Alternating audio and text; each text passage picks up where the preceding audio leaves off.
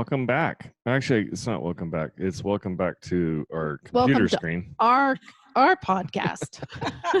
Welcome to your podcast. Yeah. And welcome good to see our you. podcast. Good to see you again. It's good, We just did Alana's podcast 2 days ago, so that's why I said welcome back, but it wasn't really a back. Welcome front. Ooh. No, that just goes right to the all fours conversation we had. Oh, speaking of, yeah.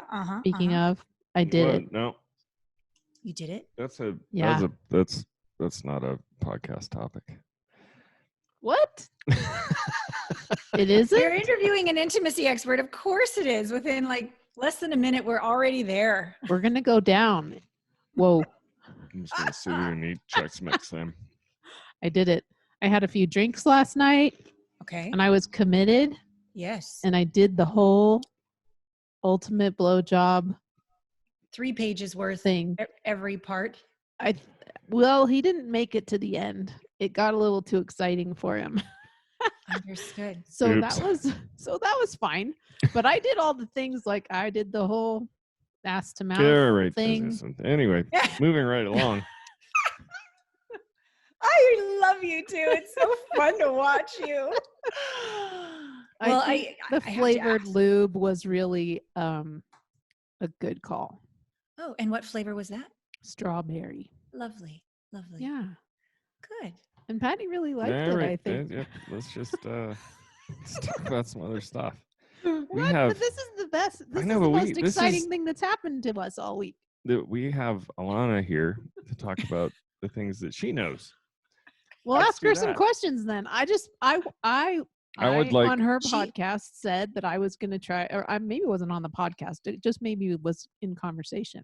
I can't remember if we actually recorded it or not, but that was the commitment, and I followed through. Took it like a champ. Yeah. We didn't record it, but that's okay. It's out there now. It's gonna be all right. So you are an intimacy and relationship expert, yeah? Yeah. And can you define for our listeners the difference between, this is an easy one, difference between intimacy and sex? Yeah. So for me, intimacy is about, like, you've probably heard it, Intimacy, right? Everybody says that. So the idea of going inside and having this awareness that we are these many parts on the inside. Some of them are confident and we're really proud of, and we love to show everybody. And there's the other parts that are insecure, wobbly, hot mess. And the idea with intimacy for me is, what would it take for us actually to love all parts of ourselves, be transparent and vulnerable with all aspects of ourselves, connect with, stay present to, sit in the fire with, not judge all aspects of ourselves, so that we're whole. Mm-hmm. And that allows everything inside to calm down and allows our hearts to open and heal from past wounds and be present, inviting, creative, allowing, all these qualities that are really healthy in a relationship. We can't seem to have them very well with another if we don't have them first with ourselves. So that's what I call intimacy. When you bring that into the bedroom, I think it makes the bedroom a hell of a lot better. So it does include sex, but it isn't just sex. Yeah. Okay. Tell us a little bit about your journey. How'd you become an intimacy expert? Yeah, not by choice, by default. More like I needed help. I really think we're all here to teach what we really need to learn. At least that's my story. Small town Canadian girl. Uncle Phil drove an 18-wheeler once a month down to LA. So I quit college after 2 years, hopped on. And I'd been a dancer since I was 5 years old, like jazz, ballet, tap, all that kind of stuff. So I'm like, you know what? I'm going to dance at Disneyland and figure out what I want to do with my life. And I was good enough, but I didn't have the visa. And so then I tried a cruise line. I didn't have the visa. I tried Knott's Berry Farm. I tried Opryland. I tried all these things I could, somebody let me dance. And everybody was like, no, you are an alien. You are Canadian. No.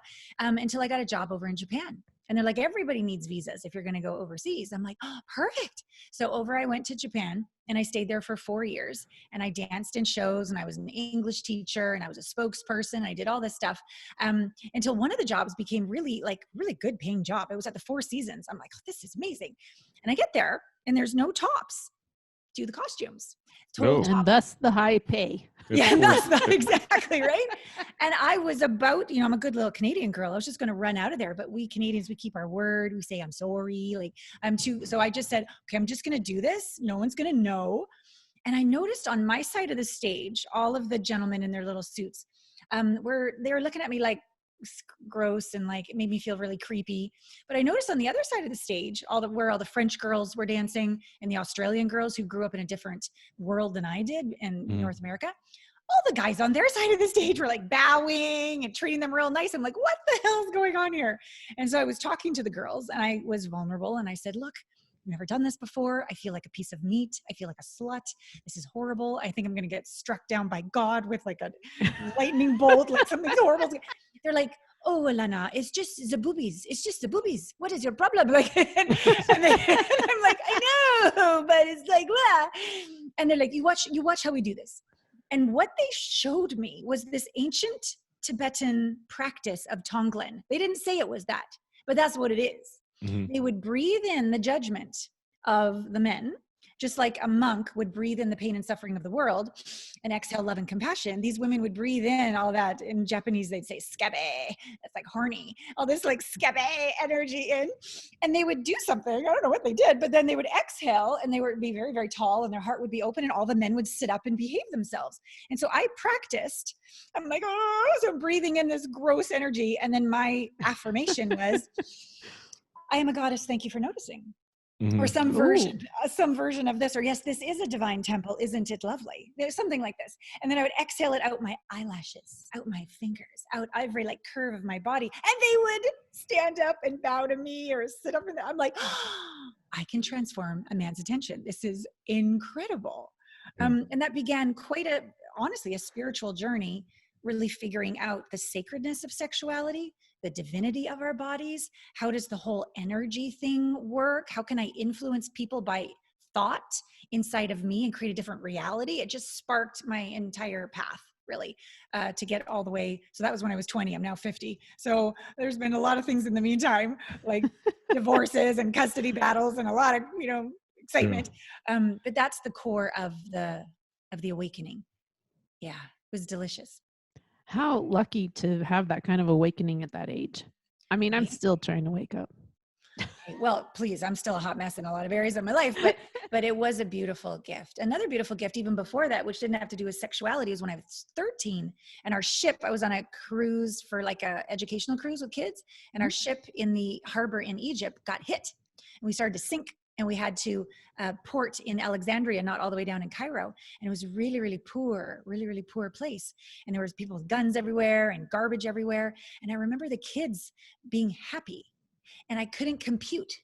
No. Happiness is my Esprit shirt and my Vans, like my cool, no. Happiness is outside in. So that was my first awakening. Whoa. Happiness has to be someplace else. That was number one. Then number two was the French girls. So, yeah. Nice. Started early. Yeah, thank God. The Four Seasons, and where is that in? Was that in Tokyo? Yes, it was in Ikebukuro at the top of the Yamanote line, way up at the top of Tokyo. Yep. And then they have a review or something, or they did? It was a very, very classy review. You know, when you got the big headdress on and the big, huge costume and your so I'm like a Vegas. Like very, very Vegas-y kind of thing. Yeah. So I realized that I can make a lot of money having a good old time dancing in different clubs in Japan. So I would teach English in the day, and I would dance in clubs at night. And if I got a really high-paying modeling job, I would just call in sick, and I would go make a bunch of change. I was very successful, and I banked a bunch of money, and I went back to the States with my first husband. And he was like a Wall Street guy. And so we had a place out in Connecticut. We had a place in the city, and I went to Columbia, and I paid for it all by myself. And I was so proud of myself. Awesome. Yeah, it was good. So Japan is a little bit repressed sexually, right? I mean, there's been whole documentaries done on it and everything. But what was one of the craziest things you saw there? Repressed and not repressed. It's kind of weird when you're sitting on a train beside a gentleman in a suit reading Rape Man. Like, that's his comic book. Like, really? We're repressed? No, you're kind of a little uncomfortable for me. Yeah. So there's that. I also, my very, very first job, when I first got there, I worked in a hostess club in Ginza. And Mama San had these little Chanel suits in like size friggin' 2 that I had to use a safety pin to try to put the skirt on because I couldn't zip it up. But I learned Japanese, sort of broken Japanese. I learned how to sing. I can sing okay. So I would sing like My Way, like, with these drunk people. So that wasn't very sexually repressed. They were all very open that they all wanted to take us home. And Mama San was like, oh, no, this is not our kind of club. You leave the Chanel suit here and you go home by yourself. Like she was very strict. But love hotels, I think, were probably one of my favorite. Like, oh my God, really? Because you live with your family with rice paper doors. And so you never really know as a foreigner what the little sign is. Is it a food store? Is it a doctor's office? No, it's a love hotel. You're like, what? Yeah. And they have these themes and you can rest or you can stay, a couple hours or overnight. And I just thought that was real fun. Yeah, when we were over there, we stayed in Shibuya, and there's that love hotel. There's like a whole block of them near there, really. It's within walking distance because we stumbled into it one night and I'm like, oh geez, I know where we are. Totally, right? Yeah, the ones I went to were in Shinjuku. That's one of the clubs I danced in. So same. Yeah, cool. It was a good time. So you've had a couple of marriages. Yes. And how did that shake out? And you're single now. Yes. So first marriage, she's a beautiful woman if you can't see her on the screen. So any awesome, hot, fun men. Conscious, deep, solid, heart-centered. Yes, please. Thank you. That's part of awesome. Helping me date. Be my little matchmaker there, Sam. Yeah, my first husband, bless him, tall, dark, and handsome, multimillionaire, good man, monogamous, like, solid. But what I didn't realize at the time is I still had done no inner work on my daddy issues, and I was looking to be saved. And I didn't think I got to choose. I thought I just waited around for someone to choose me. And I just had to be a good little girl and just follow the rules so he wouldn't leave me. And wasn't I lucky to find somebody wealthy that would, quote unquote, save me and take care of me? As I began to grow into my spiritual, sensual, mature self, because I met him when I was like in my, early 20s. We got married when I was, I think, 28. He was like, no, we signed up. Here's the box, like, get back in it. We didn't sign up for any of this your own opinion stuff. Like we didn't no. Your sexy woo-woo isn't fitting in with my lifestyle. Yeah. So I just noticed I got in trouble for everything. Like even cutting vegetables, I did that wrong. I couldn't do anything right. And I had enough. Mm-hmm. And I remember the day I had enough. And we'd been to therapy and counseling and workshops and all that stuff. Like he was up for growth, but like to a degree. Right. And I remember the day I didn't have a visa yet. I was either going to have to go back to Japan or back to Canada. And Canada was even worse because then I'd have to admit failure. Didn't want to do that, failure of a marriage and failure of my career, failure of everything. So I was basically going to go, great, I'm almost 30 and I've got to go back and dance at clubs in Japan. It was not looking good, but right. I would refuse to settle and be in this very judgmental relationship with someone who we'd outgrown each other. Yeah. And he wasn't going where I was going. He wouldn't even let me get excited when I had an audition because I didn't have the job yet. I'm like, I don't care. I celebrate the process. I mean, the name of my friggin' company is Celebrate the Process Incorporated. That's how much I celebrate the process of life. Very uncomfortable for this man. So I said, fine, universe, I'm out of here. I'm out of here on Friday. I'm not going to Paris for the trip. I told him. And so Friday arrived and he went away on the trip. And Saturday, my green card came. Oh, shit. Talk about jump first, the net will appear, right? Yeah. So I was ready to leave and the green card appeared and I'm like, oh my God, okay, I guess I'm supposed to stay. Okay, super good. So I moved in with a girlfriend and started that whole thing and really did my best to be grateful and take responsibility for the lessons. About 6 months later, when I got this letter, he's like, oh my God, I never knew you were the magic. Everywhere we go with my new girl, there's no magic.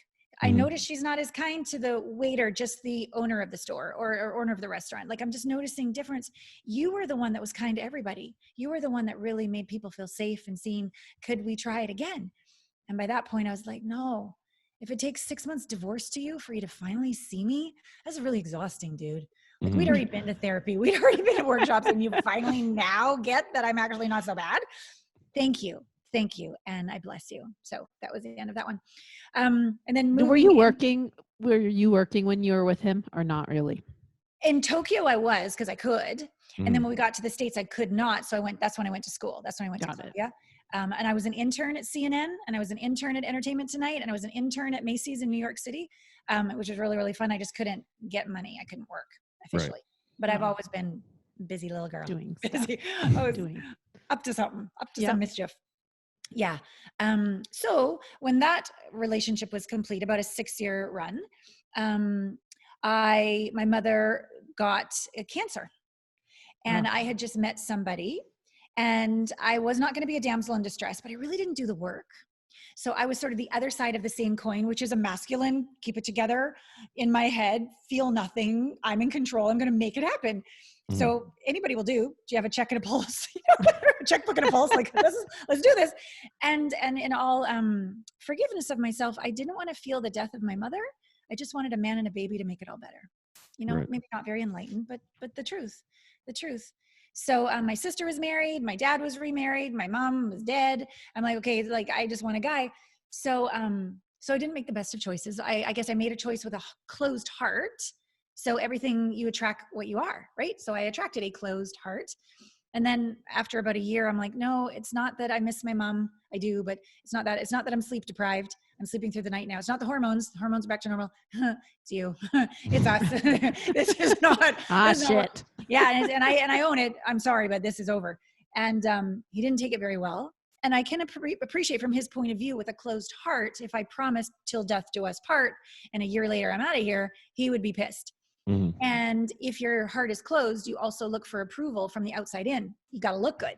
So not only have I broke my word, he's humiliated. So he didn't take it very well. And 12-year custody battle, basically.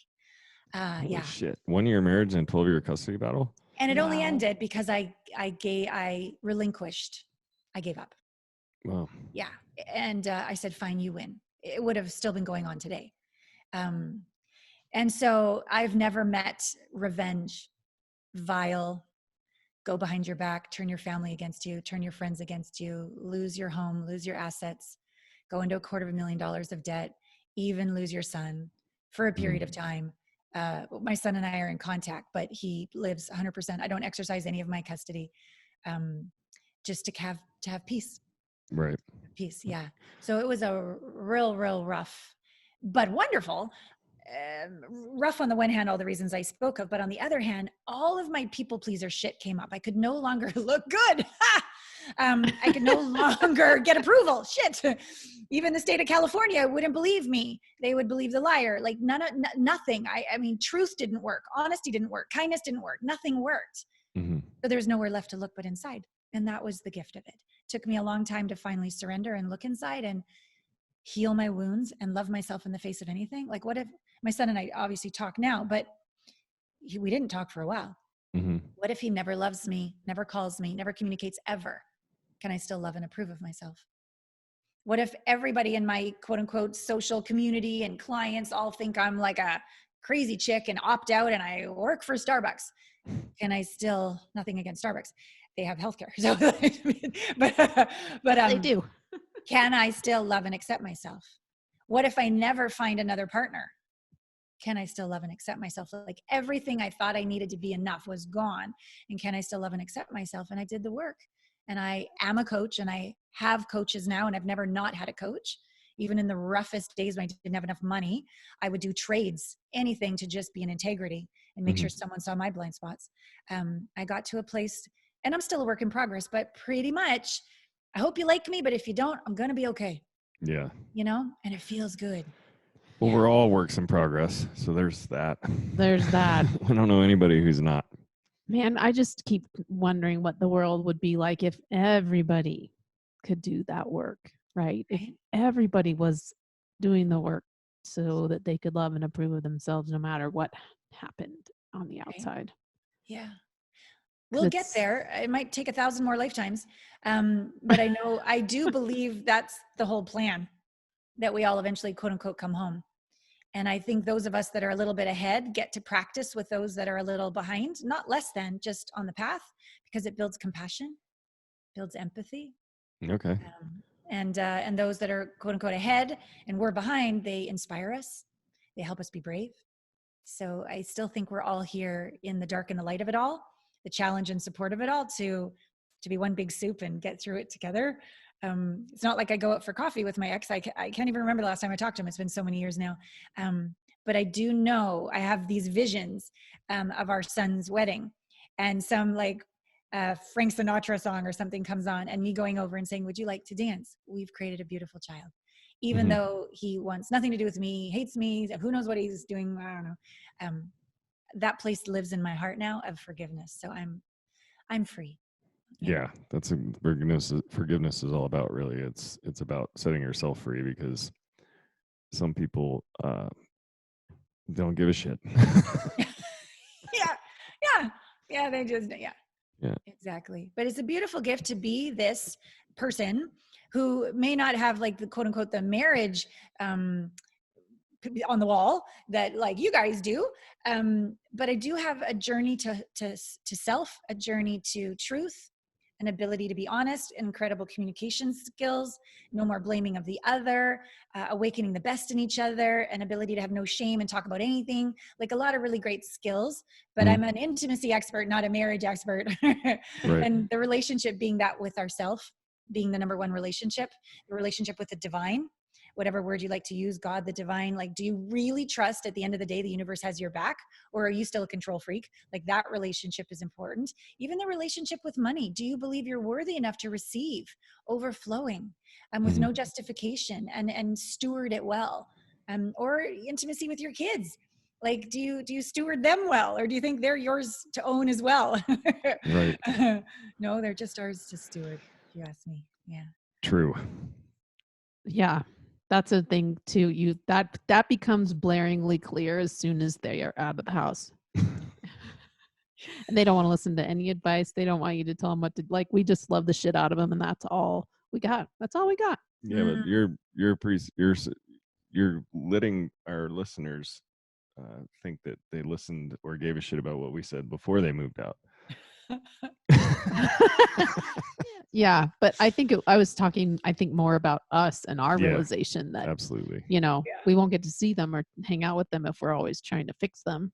Right. We were talking or even with ourselves, like, let's have that conversation. We were talking to some people about their newly together. So, but the thing we were talking to them about is like neither one of them had a great example of how to have a healthy, awesome relationship with their significant other. Yeah. And so they're trying to figure it out now. And we do the same thing as parents, where like, oh, I'm not going to do that when I'm a parent. And we have a small example of what to do, right? And we take that and then we say, okay, well, I'm going to take these things that I like that they did, and then all these things that I don't like, I'm going to throw those away. But we don't have anything to replace that with. I mean, we can read books, but they don't work. And anyway, so I think parenting and relationships are kind of a lot alike in that you're figuring it out as you go. Yeah. And sometimes you're 10 years into it and you realize that you've been just fucking it up the whole time. So yeah. And I love the willingness to look, and the humility, and the willingness to do the work and clean up your mess and make up for the damage done and grow. Then do it again. Yep. With your Tomorrow. next blind spot. Yep. Yeah. So No, we ask true. we ask our kids, or we apologize to our kids we're like, we know we weren't perfect, and if we didn't do any of it intentionally, so wherever you think we were shitty parents, we're sorry. And we'll pay for your therapy for the rest of your lives. Yeah, we told them we'd do that. So. Yes. Yeah. Yep. All right, so this is supposed to be I like your definition of intimacy, though, because I think when people think about intimacy, they're really thinking about a bond with someone else. And although I think that's part of what you're doing, I think what you're doing is really more that intimacy with your own self. Yeah. Is that what you're saying? Like, that's kind of that's the start. I was reading through some of your stuff, which is great, brilliant morsels. And it was you talking about being the one. Isn't that sort of something that you say, like, don't be looking for the one, be the one. Yeah. That's right on the homepage, actually. Tell us about that. Tell us about that and how you developed that idea. It's funny. Well, I liked that also, and I was going to say it, but now you said it, and so everybody's going to think it's Ha ha, your I idea. beat you to it. I'll just sit here and be the eye candy. You do look hot today, baby. Oh my goodness. Well, I was addicted to finding the one, and then I'd be enough.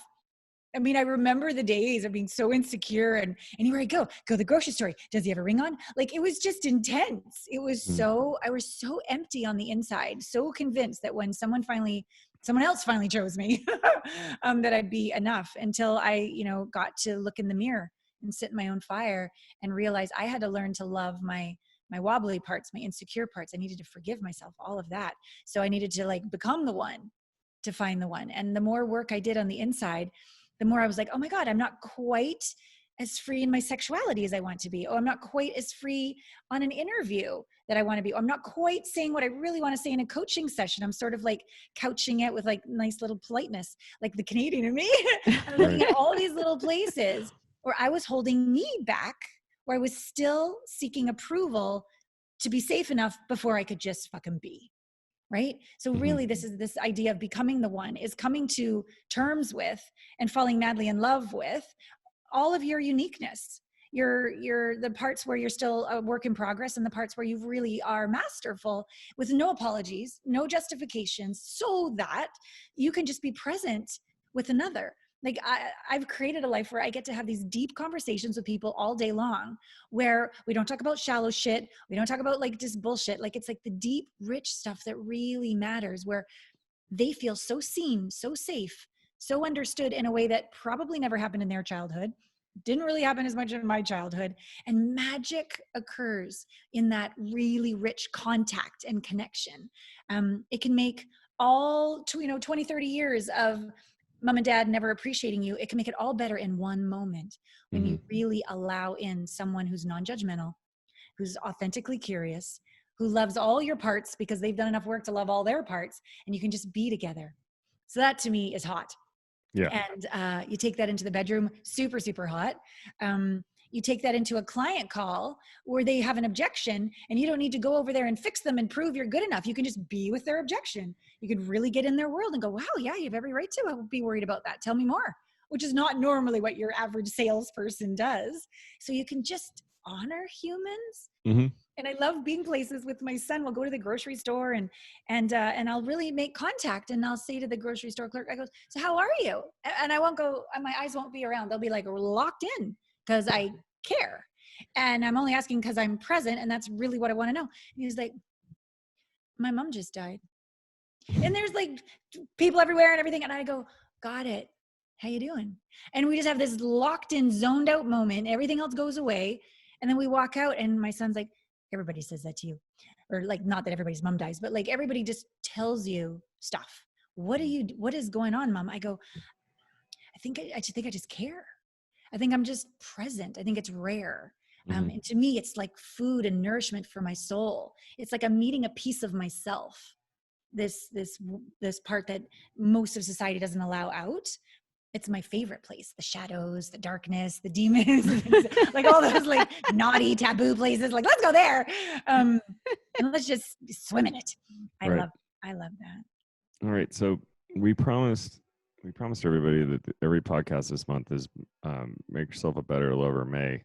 So tell us when you get to that point, because you've mentioned it 2 or 3 times, a little bit in passing, but now I want you to dive deeper into it, about how when you do take that person, that self, into the bedroom, how much better is it, and where? I mean, give us some dirt. Give us some dirt. So for me, I don't like to just have the sex be in the bedroom, just that's the only compartmentalized place. I'd like all of the relationship to be one of curiosity, one of foreplay, one of safety, so that we don't put too much pressure over there. So let's say we're going for a walk. I have these things, they're called dyads. And some assignments I've given to the Go Couples retreats and stuff, like the date night dyad. And you basically ask a couple questions to set it up, which open the heart. Tell me something you like about me. Next one, tell me something you think we're aligned on. So it just bridges you together. But the third question you would ask would be tell me something about you and sex, or tell me something about you and oral sex, or tell me something about you you're afraid to tell me about sex, or tell me your a fantasy about sex, or tell me a way you like to be touched. Tell me a way you like to be seduced. Tell me a way that really turns you off. Tell me a way that makes you juicy. Like all these kind of questions throughout a walk, a drive, a text, making dinner. Like you get to be in the conversation of curiosity and authenticity with your lover, so that by the time you get to the bedroom, you know a lot more. You feel a lot more vulnerable and connected. You've learned a few things that you can pull out of your pocket if you've been a good listener. And life becomes this spiritual practice of sex being sacred and just part of our way of being. That's my advice. And so you don't have, so this fear of rejection doesn't occur because you've talked about it so much. So that would be one thing. A second thing, I like to put things in sandwiches in communication when it's not in the actual moment of sex or in the bedroom. For example, if they're not doing something a way that you liked, like after, you could say something like, I just love you. I love that we have great sex, or we make love all the time. Middle of the sandwich. Can I speak from my heart, or can I just be straight with you? I'd really love it if so-and-so, or you'd be my hero if so-and-so. It'd turn me on even more if you had so-and-so, or next time if we could such and such, I would be so happy about that. End of the sandwich. What are your thoughts? Or how do you feel about that, right? So that would be outside the bedroom. Have these frameworks so that you can ask for what you want and you don't have to stuff it. But when you get actually in the actual bed, if you're like in the moment and you're like, stop, I'm really grateful for like it just breaks the mood, right? It breaks the mood. Yeah. So there's permission agreed upon ahead of time that in the bedroom, you just get to be primal talk. Right. Faster, harder, stop, slow. No, like you just get to be, the woman gets to be like really directional. Sure. And he gets to know ahead of time. That doesn't mean she's being a bitch. She's not trying to emasculate you. Your job is just to say, got it, thank you, or and just handle it, right? But if she talked to you like that during the day, it'd be like a little ow, right? But in the bedroom, that's a rule. So I find that all those different communications and energies allow for a really great connection. Cool. Communication is a tricky one too, especially around sex. How do you coach people into feeling more comfortable asking those questions or answering them? Because I know sometimes I've asked Patty these questions and he just looks at me like, I'm not answering that, you know? Like what? I feel like we were having a conversation about sex in the car, and you finally did. You know, we sort of both opened up about what we liked, but it took a little while. Like I kind of had to tell you what I liked first, and then it was a while ago. We were driving like through a desert area. Maybe like I was probably just trying to get roadhead. Thank you for your truth. probably. It was all strategy, wasn't it? You bring a great point back, and it's right to the beginning of the interview with this intimate relationship with yourself. There is normally, it certainly was with me, a part of me that was ashamed for the kink that I thought was hot, or ashamed that I wanted something different, or ashamed about my body, or just like, I don't know, like all these different pieces all of it. Yeah. All of it, right? From society, from past lovers, like whatever. So all that's in the space before you open your mouth and do those different communication techniques that I spoke of. So that's why intimacy with self first is so fundamental, because if you're going into the conversation needing them to be a certain way, it's not a conversation. It's a strategy. Right. That's an agenda. It's an expectation. It's an expectation. Yeah. Judgment. It's not actually communication. So one's job is always to go into the fire, into the closet, into the swamp, find the part of you that's ashamed to be who they are sexually, and get to know them. My favorite. Validate them. We've learned a lot this year so far. Well, starting in December, but the favorite thing I learned, and I'm 53. I may have heard the term before. I'm sure I have, but is sex positive, because basically what that means is anything, agreed upon by consenting parties, and flies. Yeah. Is okay. Yeah, exactly. Yeah. And there's no judgment around it. So Correct. Being sex positive means that you don't judge. And so yes. if I'm not going to judge, then I'm not going to give a shit if somebody judges me, because I'm just not that guy. So anyway, it's a good, that's what when I catch myself sometimes thinking, oh, I look like this, or that might be weird or whatever. I'm like, wait, I can't do that. I'm sex positive. That's great. So That's great. And so I just take it to another level of maybe I could call it embodiment, where the part of you that has the doubt, I like that attitude of being sex positive, but I also really warn people about putting sprinkles on top of the ice cream cone of shit, that just a mindset when the heart is still wounded doesn't work. 10 more affirmations of sex positive in the moment of going for something, you'll still get triggered. And then you'll lose your presence and your erection, and the disconnection will happen. And then you'll blame or you'll shame, like, and it's just downhill. So to get up ahead of that, so that doesn't happen, the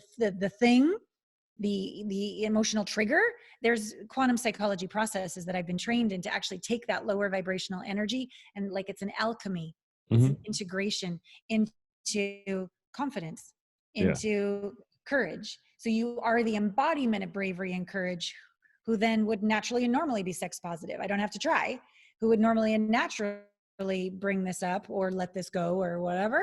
I'd much rather it just be this new normal rather than something we have to try at, because I don't know about you, but there's enough things that I need to try at every day and work at.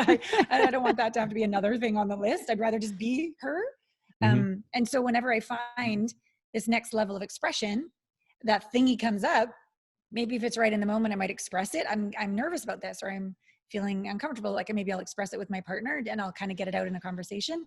Or if it comes up ahead of time, I'll do my own little processing beforehand. Cause he's the catalyst. It's my shit. It's my stuff to handle. And I've been a pole dancer. I haven't pole danced in about 3 years. I haven't been back in LA, but I danced 2-3 times a week with my girls. And it was so healing. No men, no mirrors, red lights. So the cellulite doesn't even look like cellulite. We all looked real good. And we danced and we witnessed each other in all of our different flavors of sexy. And that was really hot. Wouldn't know this by looking at me, but I'm pretty handy on the old pole myself. I think I could have been a pole dancer if I wanted to. What's your signature move? I like to run at the pole, jump up about halfway up it, and then use that momentum to spin me all the way back down. Oh, that's great. And then what do you do when you get the ground? What's your move? Once you hit That's when I run out of ideas. Well, I can help you with that. I can help you get up in a way that she's like, seriously? Yeah. I've taken a few pole dancing classes and it's fun and it's hard. Like it's really good exercise. Yeah. It's really great exercise. And because you guys kind of get to know me already, that everything's kind of has a spiritual bent for me, or an energetic bent. When I'm trying to control life, I try to control the pole too much, and I don't spin around with elegance and ease. And when I give up and I be a big old victim, I don't have enough grip on the pole, and maybe I'll slip off or hurt myself. But when there's this real balance of I've got my own back, I know I'm a discerning, aware woman, but I also know that I'm not in control and the universe is. And I have a little humility and humor about it. There's a blend. There's a magic when I'm in the air spinning around, and it's like something's lifting me. It's like a different dimension happens. It's like the zone that athletes talk about. It's that with the pole. It's like the best. So is that it? You have a pole in your house? Not right now. I'm house sitting, and most of the ceilings are on an angle. This has been an issue for me for the last couple of years. Angled ceilings. No, I have it's a pole. easy. I can put a pole on one of those for you. Simple. Can you? Oh yeah, they hang ceiling fans the same way they hang a ceiling fan. You have to get the pole. You have to cut the pole angled, and then at the top. You cut the pole. You don't even have but to then do the pole that. later, you can't put it up when it's flat again. Then you can screw a block. Just picture screwing a block to the ceiling, and then drilling the hole vertical into the block. Oh, and then just stick the pole in. Okay. Yep. Well, given it's a house sitting arrangement, I probably shouldn't. No, you probably don't want to do that, but do stuff in somebody else's house. Maybe they want a pole. You just never know. I think a perfect bedroom, perfect master bedroom would be large, and it would have like a pole over on one side, and yes, and a chase lounge right beside it, so you can giant do a tub. dance. Yeah. Yep. Ooh, maybe you could whip yourself off the pole into the tub. Ooh, have like a splashdown. You're going a little Cirque du Soleil on us, honey. I do love Cirque du Soleil. I like that. Yeah, that's my vision for a pole, definitely in the bedroom. Nice chase lounge. Nice. I actually have a desire to share my day with my partner through my body, not my voice, my words. Like, how was your day? And like, show him. I was cranky. I was like insecure. I was on fire. I was naughty. I was a little goofy, dorky girl. I just need to curl up in his arms in a fetal position, like whatever is true, to not, because I'm a talker. And so to stop the talky so much and just show him with my body and to let him be the witness of that in a way that, yeah, I hear you. Do you? But when you're really watching my body and you're just holding my body, like it's a whole other level of being gotten. That's a little dream I have. That'd be a good one. That's a cool one. I feel like you'd have to be, well, in my dream, everybody should be naked. Why not? Thank you for your input for my dream. This should probably be a summer day, but you know. But wouldn't it be cool though? Because I don't know about you, but I love lingerie. Wouldn't it be cool to have it be like a striptease all the way down to various levels of beautiful lingerie and all the way to naked, rather than just. I think that's the titillating part a lot about pole dancing. I was teaching a lap dancing class the other day to my GoBundance women. We had a talent show. And I said, you got to wear multiple underwear. So you pull down one, but there's another. And they're like, I never thought of that. And I'm like, I didn't either until I got to pole dancing class. And here's these women with all these underwears on and different bras. And they take one bra off and there's another little bra. They start off with like granny panties on and then work their way down, or how's that work? They have like little sexy boy shorts. Okay. And a little G-string and then just some floss. All right. Yeah. And they'll tie up little pole dancers tend to tie themselves up with lots of little ropes so they feel the tension. So anyways, there's all sorts of sexy little outfits. Cool. Patty doesn't have any patience for lingerie. Really? He hasn't in the past. I would buy some and wear it and he'd be like, can you just take that off now? I love her body naked. I get the whole, it'd be one thing if we're at the house and we're by ourselves and she was wearing some lingerie, throughout the day, or something like that. But when we go into the bedroom and you like come out and you have lingerie on, which has happened like 4 times in our life.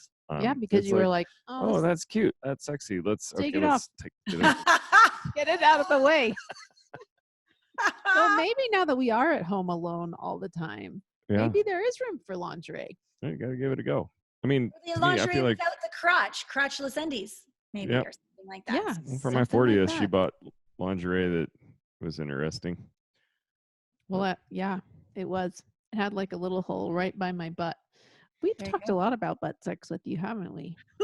What? Or butt, like the ass end. That was the day I was going to give up the ass because I hadn't, done that. I wasn't really sure I wanted to. And so I bought a cute little lingerie thing that had a hole right there where my bum was. I thought, isn't that clever? Somebody invented lingerie just for this occasion. Or maybe it fit wrong. I don't know. The hole was too small, though. Was it? Was it really too small? That was kind of a disaster. Here we go talking about us again. This is about Allana. I just shut up and let you two go for it. I'm having fun over here. I wanted to go back to something you said quite a few minutes ago, but I didn't want to ruin the banter and the things that we were talking about. But, you were saying that when you feel that shame, and I feel like you were trying to, you said you have to see her, you have to be with her, and then you have to validate her. Was there something else you wanted to say? Was that it? Is it just about seeing the shame and validating it and maybe even giving it some love when you're feeling that shame? There's a lot of processes. I've developed some myself. I've been taught processes by other trainers, etc. Mm-hmm. The place in us that's ashamed really needs not just a better attitude and not just some love, but it needs to be like really heard, everything that it has to say. So when somebody's ashamed, like a client, and I'll just keep saying, and tell me more. And then I'll validate, like, you have every right to feel that. Tell me more. And there's content. Communication is like a two-way process. Most people think you just talk at somebody, but true communication is a communication that comes over and it's received without judgment. Most people talk at somebody and either they don't listen, they justify, they judge, they reject, they do all these other kind of things, and it makes the communication stay spinning in the original person's mind for decades. about, okay, like if your parents weren't good listeners and your first relationship wasn't, or the beginning of your relationship wasn't, there's a lot of content spinning in the brain that needs to get out and heard so that it can be clear and still in the mind, and you can drop more easily into your truth, your heart, your knowing, your body, your soul. And so a lot of times with shame, they've been shamed by people, then they've been shaming themselves, and there's a shitload of content in there that needs to be heard without judgment. And so I just listen to people, and it's amazing when you are the listener without judgment, the listener without fixing, the listener without needing to change anything, and you just deeply get them. It's almost orgasmic by the end of it. It's just so nourishing to be okay with my wobbly parts. And then the shame, the energy of the shame actually begins to transform because it's not hooked by all those thoughts and content in the mind anymore. There's a freedom. And then there's an invitation that after acknowledgement, validation, etc., is the lesson. And what was the gift in this? If you were to take the throne, that you actually chose that experience that caused the shame for your own growth and evolution, what would the lesson be? But you can't go there right out of the gate, or it's just a mind game. And it's more of those sprinkles on top. You can only really receive the lesson when you've been validated and acknowledged for the shit you went through. Right? But when that's really happened and it's quiet inside, I can tell there's a moment, there's a shift in energy, and I know it's time to go. I go, okay, clever one, or okay, you divine one, why did you orchestrate all of this for your highest evolution? And the real truth will not only come out, but it'll be embodied. It'll be embodied, and they own it, and it never triggers them again. And they are bigger than that circumstance. They are better from that circumstance, as if they had chosen it themselves. And it's a beautiful, beautiful moment. Yeah. Cool. I've had a few moments like that within, just transforming shitty situations, shitty things that have happened, and really, really getting the gift out of it, and really understanding it and cherishing it, really, Yeah. It's a beautiful thing. That's how I'm able to be with my son's father the way I am, is to really not just cognitively analyze him as my master spiritual teacher, but every part of my confidence, every part of my bravery, every part of my humility, every part of my willingness to be in the unknown, my ability to trust in life, like all of these things came from the fucking hell he put me through. so Exactly. I'm really authentically grateful. Don't really want to go out for coffee with him or whatever, but yeah, super grateful. Like I almost had this, not almost, I did have this dream with my dad, who's kind of a similar figure than my ex, across this river. And my dad's head had all these piranhas swirling around him, saying unkind things to me. But in my dream or my vision, he put his head off to the side of the piranhas. He goes, remember, we agreed on this. This was the deal. I love you. And I'm like, right. And he put on the piranhas swimming around his head again, and he did his thing. And I'm like, right. Wow. Yeah. So it's that kind of idea. Like in this life, he'll probably never say nice things that I want my dad to say. But that's the gift of wounds. We often think what mommy and daddy never gave me, I need to find from my lover, and then I'll finally be good enough. But that's what I mean by become the one to find the one. Yeah. Whatever you didn't get from them is what you need to give yourself ad nauseum until overflow, and then give that in your purpose.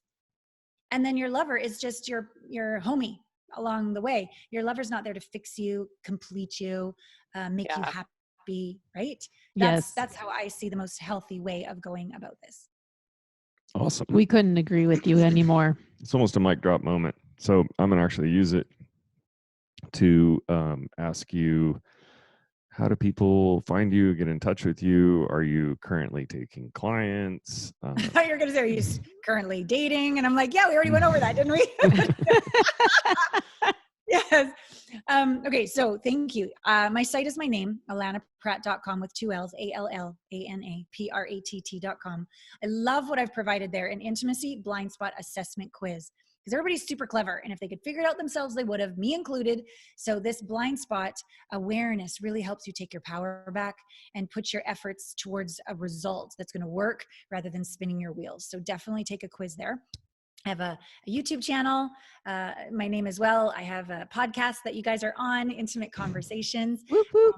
My latest book, Finding the One is Bullshit, Becoming the One is Brilliant and Beautiful, a dating app that's coming very soon called Heart Mates. And it's got a curriculum and it's about becoming the one to find the one.